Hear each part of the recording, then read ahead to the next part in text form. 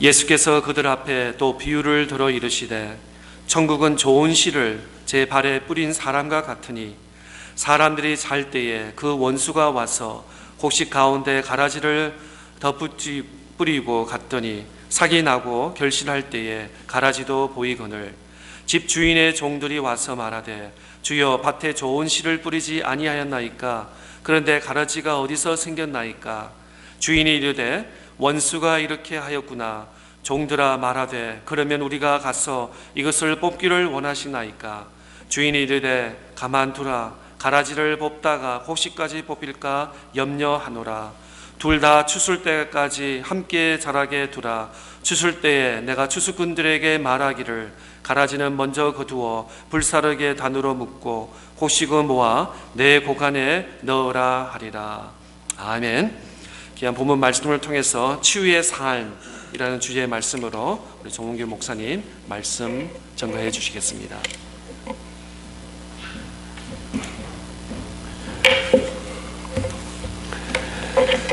예, 여러분 주말인데 또 이렇게 토요일 날 늦은 저녁 시간에 나오셨습니다.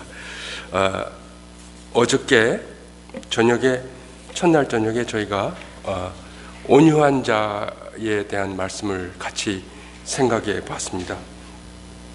온유한 자가 복이 있나니, 거기서 온유한 것은 간단히 복습을 하면 죄송합니다.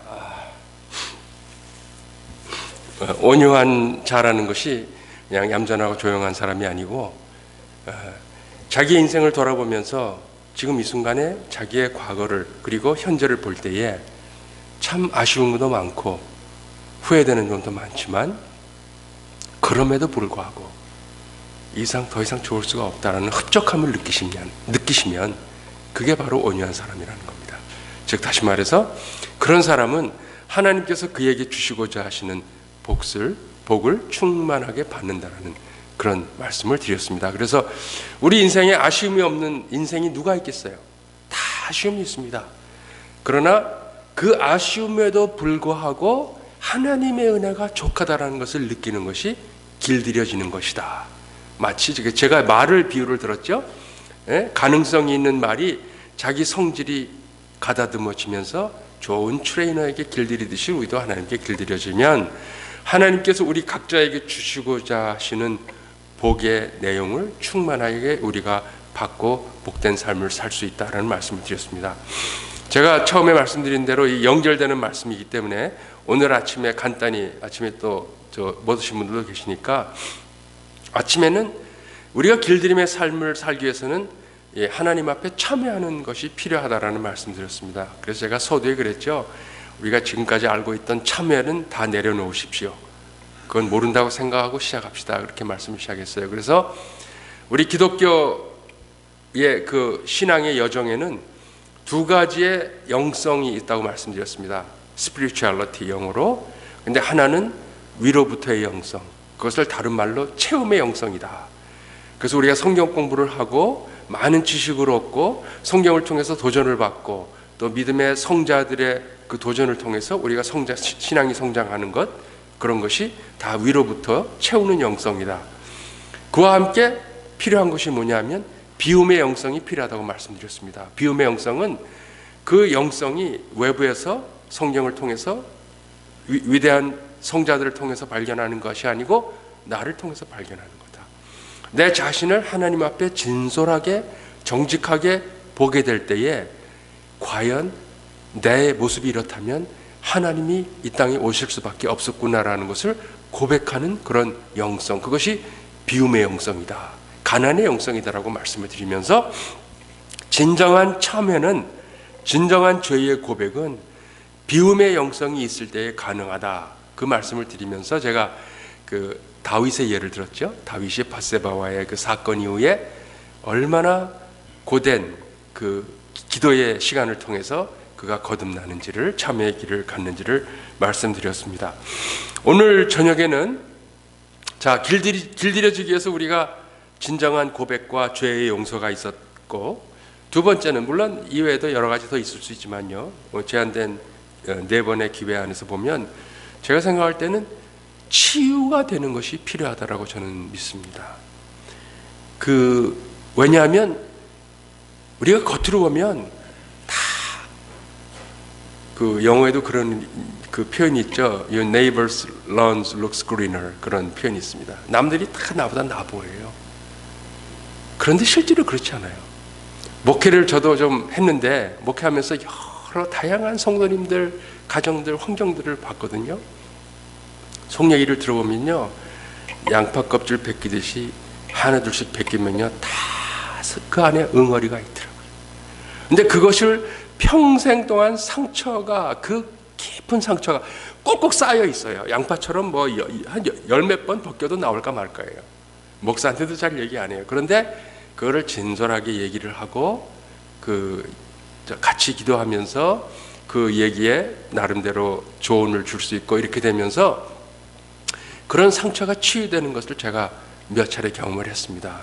그래서 가만 보면 상처 없는 사람이 없구나. 그런데 우리는 다 그 상처를 끌어안고 살아갑니다. 성경은 분명히 하나님이 우리에게 그걸 치유하라고 내놓으라고 하시는데 우리는 내놓지 못하고 있어요. 그래서 오늘 치유에 관한 말씀을 여러분과 함께 드립니다. 특별히 이거는 제 43년의 이민 경험에서 나온 건데, 이민자들이 상처가 참 많습니다. 여러분 솔직하게 차터너가 교회는 예외일 거예요. 그러나 교회의 갈등의 가장 큰 원인 중에 하나가 뭔지 아십니까? 개인이 갖고 있는 상처가 치유되지 않아서, 그것이 다 교회로 몰려 들어오니까, 그것이 교회 와서 표출이 되니까 교회가 어려운 상황을 많이 저는 봅니다. 그래서 오늘 저녁에는 짧은 시간이지만 우리가 치유되는 삶을 한번 같이 생각해 보기를 원합니다. 오늘 저희들이 읽은 본문이 있는 마태복음 13장에는 13장이 참 중요한 장이에요. 왜냐하면 13장에 보게 되면 하나님의 나라가 어떤지를 예수님이, 우리가 가보지 않았고 모르니까 예수님이 우리에게 설명을 해 주시는데 비유로 설명을 해 주셔요. 그런데 7가지 비유가 등장을 해요. 그래서 여러분들 잘 아시는 씨 뿌리는 비유 있죠? 그래서 하나는 자갈밭에, 돌짝밭에, 가시덤불에, 좋은 땅에 떨어지는 것부터 해서 오늘 이 비유, 그리고 뒤에 가게 되면 좋은 진주를 구하는 것, 겨자씨, 누룩, 이런 비유가 쭉 나옵니다. 그런데 오늘은 제가 이 두 번째 비유, 바로 가라지의 비유를 제가 말씀을 나누면서 같이 우리의 치유의 삶을 생각해 보겠습니다. 자, 그래서 여러분들이 혹시 천국에 대해서 따로 묵상하고 싶으신 분은 마태복음 13장을 한번 묵상을 하십시오. 조용할 때 한번 묵상을 해보세요. 그리고 특별히 삶의 고뇌가 닥칠 때, 삶이 곤고할 때 한번 묵상해 보십시오. 그러면 의외로 여러분들이 은혜를 받을 수 있는 장이 마태복음 13장입니다. 근데 오늘 저는 두 번째 비유를 여러분과 같이 생각하기를 원합니다. 두 번째 비유가 되면 내용이 이렇습니다. 주인이 자기 땅에, 여기 이제 그 앞에 비유는 씨 뿌리는 비유가 랜덤하게 뿌려져요. 그래서 네 군데 뿌려지죠. 자갈밭, 가시덤불, 좋은 땅, 이게 그렇게 나오는데 24절에 보게 되면 천국은 좋은 씨를 제 밭에 뿌리는 사람과 같다 그랬어요. 이게 차이예요. 앞에는 랜덤 스프레드, 여기는 내 밭에 뿌려요. 제가 아침에 새벽기도 끝나고 우리 장로님이 또 목사님이 한번 뒤에 텃밭이 있다 그래서 제가 재밌어서 나가봤어요. 그 땅이 좋을까요? 나쁠까요? 좋죠. 내 밭이라는 의미가 뭐예요? 좋은 땅에 뿌렸다라는 거예요. 아니, 내가 씨를 뿌리면서 자갈밭에 씨 뿌리는 미련한 사람이 어디 있겠어요? 가능한 돌을 걸러내고, 가능하면 비료를 주르고, 가능한 땅 많이 파서 좋은 밭에 뿌리는 거죠. 그러니까 천국은 좋은 씨를 처음에는 랜덤하게 뿌린 것 같다, 그리고 설명을 해주셨고, 두 번째는 천국은 마치 좋은 씨를 자기 밭에 뿌리는 사람과 같다. 좋은 땅에 뿌렸다라는 거예요. 이게 차이입니다. 근데 좋은 땅에 뿌렸어요. 그런데 자기 땅에 뿌렸는데 뿌리고 나서 자야 되니까 밤에 자는데 원수들이 몰래 들어와 가지고 거기다가 가라지 씨앗을 뿌리고 갑니다. 가라지. 이게 잡초죠. 쉽게 말하면. 그런데 주인이 그걸 알 길이 있나요?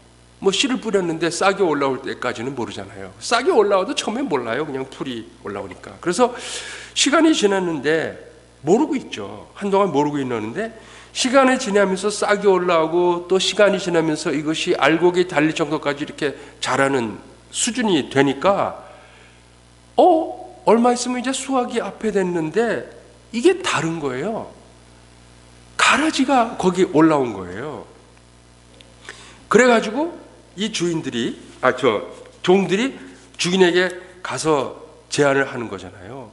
주인, 어른, 우리가 여기다 좋은 씨를 뿌렸는데 아니 어떻게 가라지가 올라왔습니까? 그렇게 얘기를 하는 거예요. 그랬더니 주인이 하는 얘기가 원수들이 우리 몰래 그랬구나, 그렇게 얘기를 하는 거예요. 주인은 아는 거예요. 그러니까 종들이 이거를 뽑을까요? 그렇게 제안을 한다는 얘기입니다. 우리가 너무나 잘 알죠, 성경 공부하셔서. 자, 그런데 여기서 가라지라는 게, 여러분 가라지 보셨습니까? 혹시 보신 분 계세요? 저는 봤어요. 제가 한번 이스라엘 가십시오. 필요하시면 제가 어레인지 해드릴게요. 이스라엘 가시면 성경이 입체적으로 보입니다. 저는 목회할 때 교인들한테 도전해갖고 한국 자주 가는 거 한 번만 줄이고 이스라엘 갑시다 그래갖고 간 적이 있어요. 그런데 이게 다 보여요. 이스라엘을 갔었는데 한 십몇 년 전에 그러니까 남쪽이에요. 남쪽이 아마 베델인가 그쪽 저길 텐데, 베들레헴 그쪽 어딘데 포도원 산지도 있고 그런 지역에 이렇게 약간 능선을 올라가는데 거기 이제 유적지가 있다 그래서 갔어요. 그런데 거의 한 50명이 가니까, 관광버스 한 대 크게 가니까 이제 여러 곳에서 전국에서 오셨으니까 목사님만 온 게 아니고 교인들도 오셨거든요. 그래서 이 교회 저기 교인들이었는데 한 여자 권사님이 연세가 지긋하신 분이에요. 하면서 인도하시는 목사님한테 목사님 여기 왜 이렇게 밀이 많아요? 밀밭이 있어요? 그랬더니 그 목사님이 이스라엘에서 오래 사신 분인데 그분이 그러는 거예요. 권사님 그게 가라지예요, 그러더라고요. 그래서 제가 느낀 게 그게 뭐냐면, 저도 몰랐죠, 서울에서 살았으니까. 그때 느낀 게 여기서 좋은 씨라는 게 밀을 뿌린 거구나라고 알게 됐습니다. 그래서 이게 자라는 게 거의 비슷하대요. 그리고 웬만한 전문가가 아니면 밀인지 가라지인지 구분이 안 될 정도로, 그 권사님은 밀을 본 적이 있으니까 제가 물어봐서 그렇게 알게 된 겁니다. 그래서 밀을 뿌렸는데 가라지가 났다는 겁니다. 그래서 하여튼 보고를 합니다. 어떻게 우리가 좋은 씨를 뿌렸는데 가라지가 났습니까? 이건 말이 안 되죠. 그러니까 주인이 원수가 그랬구나. 그러니까 종들이 곧바로 응답합니다. 이거 우리가 뽑아야 되지 않을까요? 뽑을까요? 그러니까 주인이 가만두어라. 그러면서 29절에 뭐라고 그러는가 하니, 가라지를 뽑다가 곡식까지 뽑을까 염려하노라, 그렇게 말씀을 합니다. 그러면서 추수 때까지 놔뒀다가 추수할 때 이것을 정리하자, 이렇게 제안을 합니다. 이 본문은 우리가 너무나 잘 아는 말씀이죠. 이거 모르는 분은 없으실 거예요. 여기서의 의미는, 먼저 이 본문의 의미는 첫 번째는 우리가 일반적으로 알고 있는 의미예요. 추수 때라는 게 뭔가, 하나님께서 의인과 악인을, 사실은 다 악인이죠. 그러나 우리가 예수를 믿어서 의인이 된 것뿐이죠. 우리도 원래 악인이죠. 근데 하나님께서는, 세상에 보면 악한 사람이 너무 많아요. 어저께도 얘기했지만 어떻게 하나님이 살아계신데 푸튼 같은 사람이 건재할까, 그런 생각이 들죠. 또 주위에도 어떻게 저런 사람이, 또 이렇게 얼핏 보면 못되고 나쁜 짓 하는 사람이 더 건강하고 잘 사는 것 같을 때가 있어요. 그렇죠? 그런 거 보면 하나님이 살아계신데 어떻게 이렇게 의롭지 못할까. 그런데 본문을 우리가 이해를 하면, 인간의 생각에서는 의인과 악인이 우리의 기준으로 구별이 되지만 하나님 보시기에는 그놈이 그놈이라는 거예요. 비슷해요. 도토리 키재기예요. 의로우면 얼마나 의롭고 악하면 얼마나 악해요. 악한 사람도 순간에 회개하면 의인이 될 수 있는 건데, 하나님께서 마지막 때까지 인내하신다, 기다리신다. 그래서 추수 때라는 것은 하나님께서는 인내하시고 마지막 때까지 한 영혼이 회개하기를 기다리신다는 그런 의미, 그리고 인간의 종말이 올 때 하나님께서는 죽음을 통해서 모든 사람을 이렇게 곡식과 가라지로 나눈다라는 그런 일반적인 성경 해석의 이론이 있습니다. 그 말이 맞는 거예요. 근데 저는 오늘 여기서 이것을 이 추수 때라는 이 개념은 결국 마지막 때 아닙니까? 저는 여기서 이 마지막 때라는 것을 우리 인생에다가 적용을 해보자라고 말씀드리고 싶어요. 여기서 추수를 나의 인생이라고 생각합시다. 내 인생이 끝날 때까지 기다리라는 거예요. 그게 무슨 얘기냐? 여기서 말하는 추수가 내 인생의 마지막이라면 그 인생의 마지막 추수 때까지 그 사이에서 곡식과 가라지는 무엇이냐?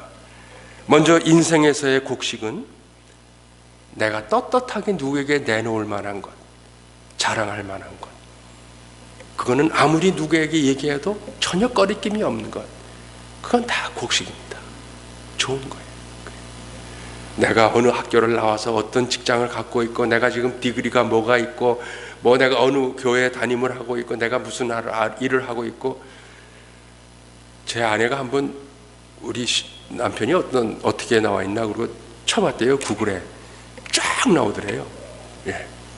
그건 다 저에 대해서 내 실체를 모르고 쓴 얘기예요. 난 그런 건 그냥 겉으로 드러난 게 그런 사람이에요. 그게 다 곡식이에요. 학교는 어디 다녔고 어디서 살았고 그런 거. 즉 누구에게도 내놔도 꿀리지 않고 나의 삶의 만족과 기쁨을 주는 모든 인생의 요소들은, 그것이 돈이건 명예이건 자식이 잘 되는 거건 건강이건 심지어 외모이건 다 곡식이에요. 그건 다 곡식이에요. 그러면 그 인생에 곡식만 있냐? 그렇지 않거든요. 그렇죠? 여러분 저한테 얘라고 대답 안 해도 다 알아요. 곡식만 있는 거 아니에요. 가라지가 있어요. 가라지가 뭐예요? 인생의 가라지는 나의 어두운 과거, 누구에게 얘기하고 싶지 않은 과거, 그렇죠?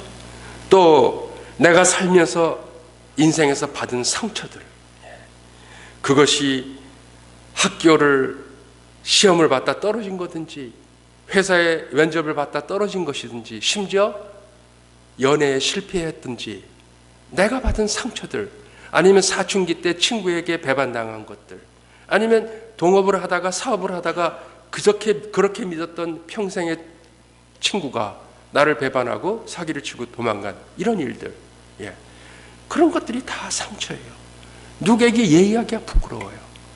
얘기하면 어떻게 이렇게 사람이 어리석어? 이렇게 반응할까 봐 얘기 못해요. 그런 나를 지금도 나의 인생에 나를 부정적으로 영향을 끼치고 있는 모든 요소들, 그런 것들이 내 인생의 가라지라는 겁니다. 혹시 우리 가운데 어려서 부모님의 사랑을 충만하게 못 받으신 분 계세요? 저는 그런 분이 계실까 생각했었어요. 그런 사람이 어디 있겠어. 부모 사랑을 다 당연히 받지, 살아계시면. 그런데 제가 아는 어떤 분은요, 어머님 날 나실 때 괴로움 다 잊으시고 그거 부르면요 화가 난대요. 그래서 아니 집사님 왜 그래요? 너는 엄마의 사랑을 못 받았습니다. 그래서 얘기 들어보니까 진짜 엄마래요. 친엄마였고 어머님이 살아계셨는데 사랑을 못 받았대요. 그러니까 그 노래만 들으면 짜증이 난대요. 그래서 내가 와, 이런 경우도 있구나. 그래서 제가 그분이 계실 때는 그런 노래도 교회에서 부르기가 부담스럽더라고요. 그 한 분이 마음에 걸려서. 혹시 어렸을 때 못 받은 형제 간의 사랑이 있습니까? 혹시 형제 중에서 부모님에게 편애를 당하신 적이 있습니까? 마치 에서와 야곱처럼, 그 어머니가 편애한 것처럼 그런 경우가 있습니다. 의외로. 아니면 감수성이 예민한 사춘기 때 친구들 사이에서 말씀드린 대로 형제 간에 사랑의 실패, 학교 진학 실패. 어떤 때는요, 제 아는 친구는 한국에서 저 이제 29, 8 그때 결혼했잖아요. 저도 29에 결혼을 했는데 83년도예요. 근데 한국을 나갔더니 제 친구가 저하고 동갑인데 교회 친구예요. 그런데 벌써 2번째 결혼했대요. 그래서 어떻게 된 거냐 그랬더니 결혼했는데 1년도 안 돼갖고 못 살겠대요. 그래서 걔도 못 살겠다고 그러고 나도 못 살겠다고 해서 헤어졌대요. 그러다가 남산에 어디 걸어가다가 국민학교 동창을 만났는데 혼자 있더래. 그래서 자기가 결혼하자고 그래요. 결혼했대요. 그래서 제가 친구들이 야, 그 2번 결혼하네? 그랬더니 그 친구 하는 대답이 야, 그래서 3번 할 수는 없지 않냐? 2번으로 끝내야지. 그러더라고요. 예. 결혼은 실패. 겉으로는 털털털 웃지만 그 마음이 어떻겠어요? 예. 여러분 혹시 자녀가 그렇게 공을 들여서 키웠어요. 내 자식이니까 내 밭과 같잖아요. 거기다가 온갖 좋은 씨는 다 뿌렸어. 비료 다 주고 오기야 금이야 키웠어. 뭐 라이드 주고 파일링 가르치고 뭐 운동시키고 다 했어요. 혹시 그 아이가 지금 상처가 되는 분이십니까? 저는 모르고 하는 얘기예요. 이게 외부에서 강사고 뭐 이런 게 좋아요. 가정사를 모르니까 아무 얘기나 해도 괜찮아요. 예. 그렇죠. 이런 얘기 보통 담임 목사가 하면요, 저거 나한테 하는 얘기는 그러잖아요. 근데 이런 얘기는 마음대로 해야 돼요. 모르니까. 없으실 거야 아마. 그런데 혹시 그런 분 계세요? 예. 차트누가에 오지 말아야 되는데 왔다? 그런 느낌이 드십니까? 한국의 아파트 30년 전에 팔고 오신 분들 후회되세요? 지금 한 30억, 40억 한다는데 어떻게 생각하세요? 예. 뭐 음마 아파트가 몇십억? 예. 그런 것들이 지금도 우리의 삶을 짓누르고 있습니까? 그것 때문에 내가 빠져당하고 내 인생이 참 이거 누구한테 얘기도 못하고 그런 고민 있으세요? 그 모든 것들이 우리들의 인생의 가라지라는 겁니다. 그런데 중요한 사실은 그 가라지가 없는 사람이 지구상에는 단 한 명도 없다 정도의 차이죠.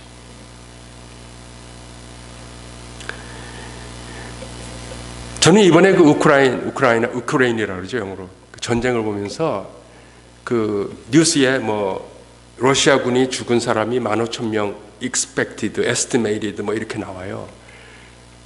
근데 이제 그 우리가 숫자로 보면 15,000명, 아이고 뭐 전체 군인의 몇 퍼센트 그랬는데 제가 우리 아내한테 그랬어요. 야, 저 군인들은 정말 어떻게 보면 위에서 시켜서 한 거고, 물론 사람을 죽이고 나쁜 짓 했지만, 그런데 저 자식을 뭔지도 모르고 내보낸 러시아의 부모가 있을 텐데 그 부모에게는 이 아이가 얼마나 죽은 게 침이 되겠냐. 제가 그런 얘기 했어요. 우리는 그냥 숫자로 몇 명 죽었다, 잘 죽었다, 그런 것들은 없어져야 돼 이러지만요, 그 부모에게는 평생에 그게 가라지가 되는 거예요. 이 모든, 그러니까 세상의 모든 돌아가는 것을 우리가 흙과 백으로 이렇게 딱 잘라서 보기가 너무 어려워요. 그러니까 다 각자가 우리에게는 곡식이 있는 반면에 가라지가 있습니다. 그런데 우리의 인간이 이 하나님을 알지 못할 때에는 우리는 늘 곡식 같고 이게 나야 그리고 살아갑니다. 남들이 인정해 주는 것, 그런 것들은 떳떳하게 얘기하면서 그게 나로 포장을 해서 살아갑니다. 그런데 오늘 본문이 우리에게 주시는 본문의 말씀은 그렇지 않다라는 거예요. 본문이 그런 거 아니에요. 이런 가라지를 안고 가는 인간의 일반적인 삶의 양식은 자신의 내면의 상처들과 문제들을 어떻게 해서든지 철저하게 숨기고 감추고 심지어 기억에서 지우려고 합니다. 여러분은 혹시 그런 경험 해보셨어요? 사진 정리하는데 옛날에 나에게 상처를 준 사람하고 찍은 사진이 있어요. 혹시 그거 잘라보신 적 있어요? 보고 싶지도 않아요. 옛날에 혹시 데이트하던 남자하고 찍은 사진 여자하고 찍은 사진 있어요? 그거 있으면 큰일 나죠. 찢어버립니다. 기억에서 지우려고 합니다. 그게 인간의 삶의 양식이에요. 그리고 누가 봐도 인정해 줄 만한 것으로서 나를 묘사한다는 겁니다. 그리고 그러한 상처들로부터, 사물로부터 자신을 철저하게 차단시킵니다. 단절시키고 살아가는 겁니다. 그리고 나타나는 현상이 뭐냐면 가라지와 같은 과거 그리고 문제들을 철저하게 부인하고 그거는 내가 아니야. 그때 내가 실수해서 그런 거지 내 정신이 아니었어. 그 남자하고 그런 일이 있었던 건 내가 정신 나가서 한 짓이 진짜 내 모습이 아니야. 그게 아니거든요. 그게 자신이었거든요. 그런 거예요. 여러분들 아시는 대로 요한복음 4장에 보게 되면 수가성의 여인의 스토리가 나옵니다. 예수님이 그 수가라는 성을 지나가시다가 낮 12시에 목이 말라서 우물가에서 계시는데 제자들은 먹을 거 구하러 마을로 들어가고, 근데 어떤 여인이 우물을 길러 나오잖아요. 근데 거기는 원체 12시가 낮이 그땐 뜨거워서 나갈 수가 없어요. 우리 아리조나에서 오신 장로님 나갈 수가 없어요. 대부분의 여인들은 아침 일찍 저녁에 선선할 때 물을 길러 오는데 이 여인은 혼자 낮에 와요. 왜 그래요? 그 삶에 결혼을 5번 했던 그런 여인이기 때문에 그게 싫은 거예요. 사람들한테 보이는 게 싫고 수군대는 게 싫고 그 부인하고 싶은 거예요. 그래서 낮 12시에 왔다가 예수님을 만나고 예수님이 생명의 물이라는 것을 알고 예수님을 통해서 하나님을 알게 되는 그런 사건이 나옵니다. 그래서 예수님의 그 말씀을, 오늘 본문을 보면 이거 예수님이 하신 말씀이에요. 그리고 여러분들 가지고 계신 성경책에도 빨간색으로 나와 있죠. 예수님이 직접 하신 말씀이에요. 그러면 우리 인생에서 예수님은 무슨 말씀을 하시냐 하면 그 가라지들을 뽑으려고 하지 말라는 거예요. 부인하지 말라는 거예요. 오히려 인정하라는 거예요. 왜냐하면 29절에 답이 나와 있어요. 아까 얘기했죠. 그 가라지를 뽑게 되면 그 밑에, 우리 농사 지시는 우리 장로님도 아시잖아요. 곡식이 있으면 그 밑에 뿌리가 엉겨 있어요? 안 엉겨 있어요? 다 엉겨 있어요. 잡초 뿌리, 좋은 뿌리 다 엉겨 있어요. 그래서 뭡니까? 김맥이라 그러니까 그 잡초를 뽑을 때는 연할 때 뽑지 않으면요. 다 좋은 것까지 다 올라옵니다. 나중에. 그렇죠? 그 얘기예요. 가라지를 뽑다가 곡식까지 뽑힐까 염려가 되노라. 우리 인생에 가라지를 뽑으려고 하면 나의 좋은 것, 그것까지도 부인해야 되는, 내 삶 전체가 부인해야 된다는 그러한 얘기입니다. 그래서 우리는 인생에서 가라지를 끌어안고 가야 된다는 그런 말씀입니다. 그러면 질문이 생깁니다. 언제까지 이 둘을 끌어안고 가야 됩니까? 30절에 답이 있죠. 추수 때까지 함께 자라게 두어라. 인생 끝날 때까지 가라지를 내 삶의 일부로 알고 끌어안고 살아가라는 거예요. 근데 여러분, 그거 쉽지 않습니다. 인생의 가라지를 나라고 인정도 안 하는데 그거를 끌어안고 살아가라고요? 근데 예수님은 그러라는 거예요. 인생이 끝날 때까지 그렇게 끌어안고 살아가라는 거예요. 여기서 이제 질문이 나오는 게, 하나님 너무 힘들어요. 이거를 내가 끌어안기에는 그럼 내가 죽을 것 같아요. 못 살 것 같아요. 이런 인간의 고백이 나오는 겁니다. 여기에 바로 하나님이 개입하시는 포인트입니다. 여러분, 우리가 인생의 가라지가 치유되지 않으면, 그리고 그 인생의 가라지를 치유하는 방법이 그걸 끌어안고 나의 삶의 일부분으로 인정하는 것인데, 그것을 인정하지 아니하면 하나님과 나와는 상관이 없다는 그런 뜻이에요. 한번 상상을 해보세요. 지나간 과거 가운데 어떤 어두운 부분이 있어요. 내가 인정하고 싶지 않아요. 나에겐 가라지예요. 그런데 어떤 때는 그것 때문에 지금 내가 이런 모습으로 있지 않나요? 혹시 그런 가라지 때문에 예수님 알게 되신 분 계세요?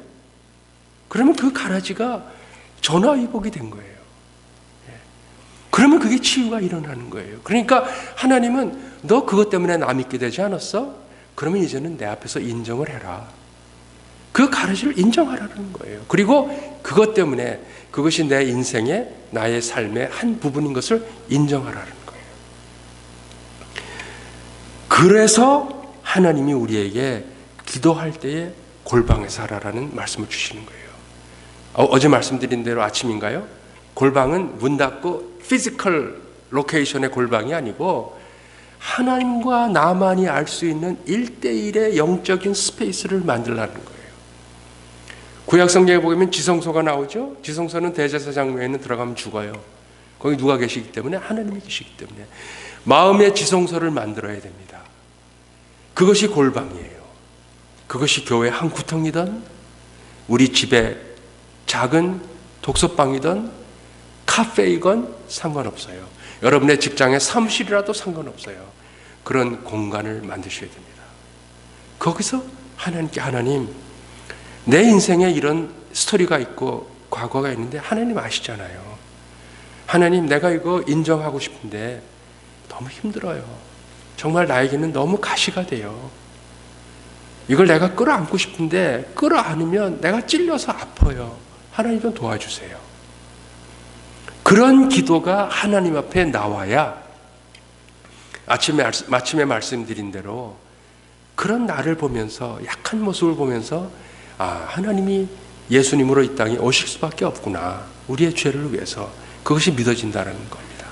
오늘 본문의 예수님의 말씀은 바로 그런 겁니다. 죽을 때까지 끌어안으라는 것은 고통 가운데에 그것을 그냥 덮어놓고 에이, 그냥 지나간 과거 기억도 하고 싶지 않아, 이런 게 아니고 꺼내서, 그래, 내가 너가 밉지만 너도 내 인생의 한 부분을 차지하고 내 기억에 남아있어. 내가 이제 인정할게. 나와 더불어 같이 가자. 그리고 그곳에 예수님을 초청하는 겁니다. 예수님, 지금까지는 좋은 것만 보여드렸는데 예수님, 여기 어둡고 추하고 냄새나는 여기에 예수님 당신이 오시옵소서. 그렇게 보여드리는 겁니다. 여러분, 예수님이 그 크리스마스 때, 제가 오늘 얘기 들으니까 이번에 크리스마스 예배를 못 드렸다 그래요. 사건이 생겨가지고. 그런데 괜찮아요. It's okay. 여러분, 성탄절 보면, 우리 어렸을 때 보면 예수님이 태어난 것이 마구간이라는 얘기 많이 들었죠. 근데 사실은 마구간이라는 단어는 성경에 나오진 않아요. 그냥 짐승이 기거하는 곳, 거기에 여물통, 이렇게 그냥 우리가 이해를 하면 됩니다. 그런데 그 의미가 뭔지 아세요? 이거하고 똑같은 거예요. 우리 인생에 어둡고 추하고 냄새나고 더럽고 들어가고 싶지 않은 곳이 있어요. 누구에게도, 나도 들어가고 싶지 않아요. 열쇠를 꼭꼭 잠궈놓고 나만 열쇠 갖고 있는 그런 곳이 있죠. 이 세상에도 그런 곳이 있다는 거예요. 바로 예수님이 그곳을 찾아오셨다는 것이 마구간의 의미인 겁니다. 단순히 뭐 여인숙이 여간이 자리가 없어서 거기에 태어났다, no. 그래서 세상이 낮고 천한 곳에 오셨다는 말씀, 그리고 교회가 낮고 천한 사람들과 낮고 천하고 어려운 사람들을 돌봐야 된다라는 사회적인 어떤 하나님의 부르심의 책임이 교회에게 그래서 있는 겁니다. 저는 그래서 교회가 돈이 많고 호화스러운 것은 개인적으로 알레르기 반응을 합니다. 저 영락교회 출신이지만 큰 영락교회, 거기서 뭐 대학부 회장서부터 뭐 온갖 거 다 했어요. 우리 시대 영락교회 다닌 친구들 제 이름 되면 모르는 친구는 간첩이에요. 그러나 저는 I have no pride at all. 거기에 아무 자긍심 없어요. 그때는 제가 철이 없어서, 또 부모님이 다니니까 그냥 나가서 열심히 했는데, 가면 뭐 영락교회를 비하하는 건 절대로 아니에요. 그러나 진짜 교회의 모습은 바로 이런 교회다. 외롭고 힘들고 서로 상처받고 이런 분들이 있는 곳에 있는 교회가 진짜 교회다. 차단호가 교회 히스토리가 좀 복잡하죠? 잘은 모르지만 여러 목사님 다녀가셨고 또 사건도 많고. 그런데 여러분, 그분들하고의 관계에서 어떻습니까? 그분들이 갈아집니까? 아닙니까? 누구든 간에, 저는 모르니까 하는 얘기예요.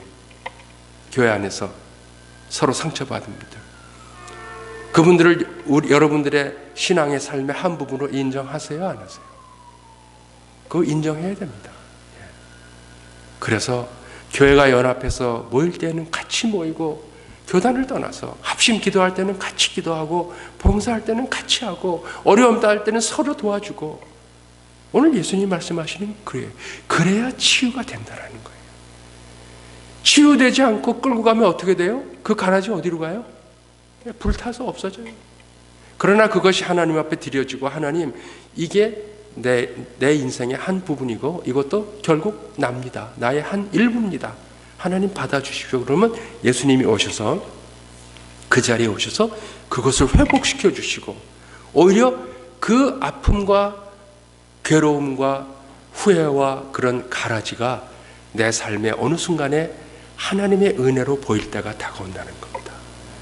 그러면 그것이 바로 천국이라는 거예요. 그러니까 오늘 본문의 배경은 천국을 소개하는 거예요. 하나님, 예수님이. 여러분 지금 천국의 가능성이 있는 세상에 살고 있잖아요. 근데 끊임없이 나는 이놈의 가라지는 난 다시 못 봐. 꼭 잠궈놓고. 이쪽도 못 봐. 이거는 절대 누구한테 얘기하면 안 돼. 부인한테도 몰라. 남편한테도 얘기 못 해. 그러면 안 된다는 겁니다. 오늘 예수님은 우리에게 귀한 가르침을 주셔요. 인생에 가라지가 없는 인생은 하나도 없다. 그 인생의 가라지를 어떻게 대하느냐에 따라서 인생이 천국이 될 수도 있고 여전히 천국 같은 지옥을 살 수 있는 우리라는 것이 오늘 본문의 가르침입니다. 아까 요한복음 4장에 그 수가성의 여인의 말씀을 얘기했죠. 자신의 상처, 가라지를 보이고 싶지 않아서 대낮에 그때 햇볕에 남들이 없을 때 물길로 왔다가 예수님을 만납니다. 그때 예수님이 그런 얘기 하세요. 네가 내가 누군지를 알았더라면 나에게 영원히 목마르지 않는 물을 구할 것이다. 요한복음 4장에 나와요.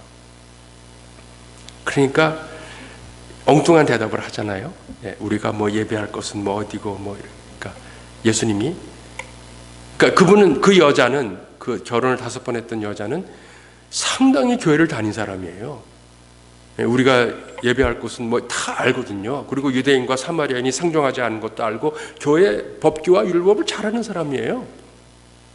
엉뚱한 대답을 하니까 예수님이 뭐라 그래요? 내 남편 좀 불러와라. 그러니까 이 여자가 너 남편 없어요. 무슨 얘기인지 아시죠? 싹 오리발. 쉬운 말로. 그러니까 예수님이 꿰뚫어 보시니까 네가 결혼을 5번씩이나 했는데 지금 남편도 네 남편이 아니다. 그 얘기는 너 또 바꾼다 이제. 그 뜻이에요. 근데 그 여인이 무슨 남자를 밝히려고 바뀌었겠어요? 아니거든요. 그게 가라지가 계속 상처가 남으니까 이 남자하고 해보고 또 거기에 꿈이 있는 줄 알고 했다가 실패하고 또 하고 또 하고 그런 거 아니에요? 여러분 그 예수님이 남편을 데려오라고 하는 얘기는 그냥 사사롭게 하는 얘기 아니에요. 그 얘기는 그 여인이 가라지를 열어 보이지 않으니까 분명히 가라지가 있는데 예수님이 보이는데 그걸 안 열어 보이니까 남편 얘기를 슬쩍 꺼내는 거예요. 남편 없어요. 맞아, 네 남편 없지. 5번 했는데 지금 네 남편도 남편이 아니니까. 그러니까 예수님께서는 다시 말해서 그 여인에게 가라지를 공개하지 않는 여인에게 예수님이 치고 들어가시는 거예요. 내가 들어가서 볼게.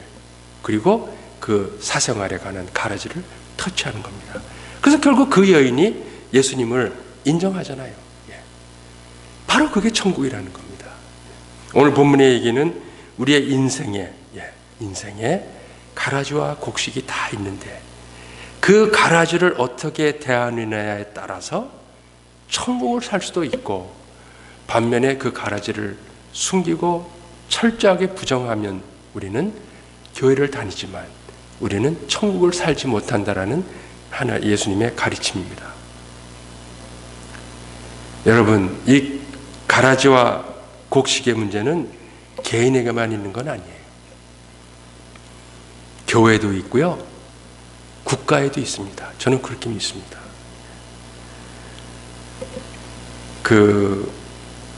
한국의 역사를 보면 우리 박 장로님 같으신 분은 일정시대를 계셨기 때문에 그렇지만 이제 저는 일정시대도 모르고 6.25도 모르고 6.25 끝나고 태어났으니까 근데 얘기는 많이 들어서 알아요.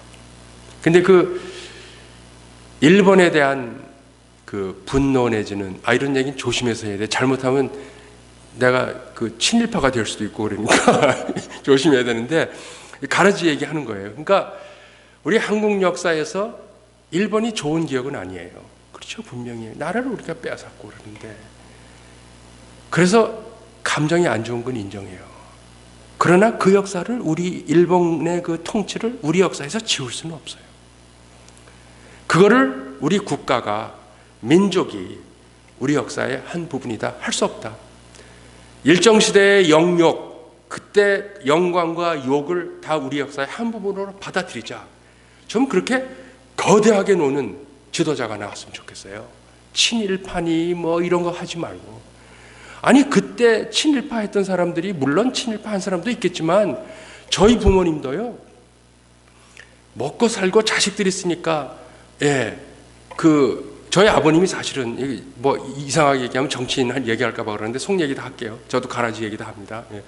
저희 아버님이 일정시대 때 평양에서 제일 넘버원 메케닉이었어요. 자동차. 그러니까 그 당시 아버님의 쓰신 거를 이렇게 말씀하신 거 보면 자동차를 완전히 분해했다가 다시 조립하는 거예요. 엔진서부터. 그리고 자동차 페인트까지 그때는 메케닉이 다 겉에 칠을 했다라는 거예요. 그러니까 일정시대 때 자동차 기술을 배워갖고 자동차에 돌을 트시고 일본 가서 낯선에 가서 지금의 닛산이죠. 거기 가서 근무도 하시고 물건도 사오시고 이렇게 하시면서 자동차의 도사가 되었어요. 예. 그러니까 자동차 기술자가 없는 상황이니까 저희 아버님이 황해도 출신인데 저희 어머님은 평양 출신이고 그래서 이제 평양에서 하셨는데 해방을 맞을 때는 어디 계시는 거 아니 황해도에 곡산이라는데 광산이 있대요. 무슨 광산인지 모르겠어요. 철광인지 무슨 광산이 있는데 그 일본 사람이 운영하는 물론 일본 시대니까 근데 거기에 추럭이 한 100대 되는데 그걸 아버지한테 다 맡겼대요. 제 아버님한테. 네가 다 이거 관리해라. 그래갖고 그냥 우리 아버님은 엔지니어로 그거 다 관리해주고 예, 그렇게 사셨던 분이에요. 그래서 우리는 저 태어나기 전 얘기지만 얘기 들어보면 제가 7남매의 막내인데 그리고 엊그제 말씀했지만 4년 전에 저희 어머님이 102세, 103세로 돌아가셨어요. 그러니까 이제 장수하셨는데 고생 별로 안 하시고 지내셨다라는 거예요. 근데 이런 얘기 지금 하면요, 그 친일파네 그래요. 근데 그렇지 않아요. 그 당시는 자식, 다 먹여 살려야 되는데 그러면 그걸 그만두고 어디 가서 해요. 예. 그러니까 저는 국가도 그렇고 개인도 그렇고 교회도 그렇고 이 한인 커뮤니티도 그렇고요. 다 인생의 그 역사를 보면 가라지가 있어요. 근데 그 가라지를 무조건 부인하는 게 아니라 그것을 할 수 없다. 내 역사에서 흘러간 시간에 존재했던 사건이고 이것은 분명히 부정적인 것이다. 인정을 하고 그 대신에 그것으로부터 우리는 좀 더 나아지고 그것이 더 이상 내 삶에 부정적인 영향을 끼치지 않는 삶으로 변해야 된다는 겁니다. 그것이 바로 천국으로 살아간다는 우리의 그 삶의 모습입니다. 그래서 우리가 말씀을 마무리하겠습니다. 여러분, 길들임의 삶에서 첫 번째 요소는 아까 얘기했지만 정말 나의 참된 모습을 보면서 하나님 앞에 고백하는 거예요. 하나님, 내 모습을 정말 보니까 당신이 이 땅에 오시지 않으면 안 되셨겠네요. 정말 와주셔서 감사합니다. 예수 그리스도의 구원이 정말 믿어집니다. 그래서 오늘 아침에 본문처럼 마띠아처럼 내가 예수님의 부활을 본 적은 없지만 예수님이 분명히 살아계시고 부활하는 것 제가 증인이 될 수 있습니다라는 고백이 있어야 됩니다. 그게 첫 번째고요. 두 번째는 우리 인생의 가라지들, 그거 여러분들 해결하셔야 됩니다. 해결하는 유일한 방법은 첫 번째 인정하셔야 돼요. 부인하면 안 돼요. 그렇다고 사람들한테 광고하라는 거 아니에요. 나는 옛날에 이런 사건이 있었고 이런 사람이 그거 아니고 하나님 앞에 하나님 아시잖아요. 제 인생의 순간에 이런 일들이 있었고 이런 내 잘못이 있습니다. 누구한테도 이 얘기를 못했는데 하나님한테는 제가 다 털어놓습니다. 하나님, 이 문제가 내 힘으로는 해결이 안 됩니다. 당신이 오셔서 이곳에 예수 그리스도를 낳아주세요. 탄생시켜주세요. 그러면 내가 그거 받아들일게요. 그러면 그 가라지의 사건이 나에게 다가오고 그것을 내가 인정할 수 있고 그것을 쓰다듬어 줄 수 있고 그래, 이제 나와 더불어 함께 살자. 죽을 때까지 너는 내 삶의 일부분이야. 내가 너 더 이상 미워하지 않을게. 그 대신에 너도 나 괴롭게 하지 마라. 내가 그동안은 너 때문에 너무 많이 빠져당했는데 더 이상 나 힘들게 하지 않아. 나도 너 사랑할게. 같이 가자. 이렇게 하는 거예요. 그러면 우리의 인생이 천국으로 변할 수 있습니다. 여러분, 천국은 먼 훗날에 죽은 후에만 이루어지는 게 아니에요. 주기도문에도 있잖아요.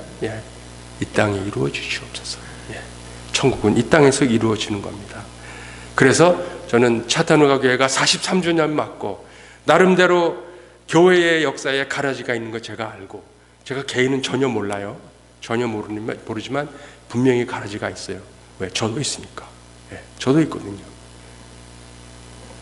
그 가라지 문제를 해결해서 외롭고 힘든 차토누가에 미국의 한 시골의 조그마한 곳에서 우리가 이민자로서 생을 마감할지 모르지만 이곳에서 천국을 맛보면서 죽을 때까지 가라지와 함께 가면서 그것을 하나님 앞에 올려드려서 그것 때문에 상처가 회복되고 치유됨으로써 그래 만족하 내 원하는 대로 되지는 않았지만 이만하면 하나님 앞에 내가 더 이상 바랄 게 없다. 참 하나님께 이만큼이나마 길들여진 게 다행이고 감사하다라는 신앙의 고백이 나와서 하나님께서 우리 각자에게 주시고자 하시는 생의 목, 하나님의 복을 충만하게 누릴 수 있는 우리 차타누가의 성도님들, 그리고 우리 차타누가 한인 장로교회, 그리고 차타누가에 있는 교회, 내 교회 성도님들 정말 될 수 있기를 제가 마음속 깊이 간절히 소원하고 목사로서 바랍니다. 제가 멀리 떠나 있지만 기도하겠습니다. 그런 교회 성도님들, 우리 교민사회가 될 수 있기를 예수님의 이름으로 축원드립니다. 아멘. 아버지 하나님 감사합니다.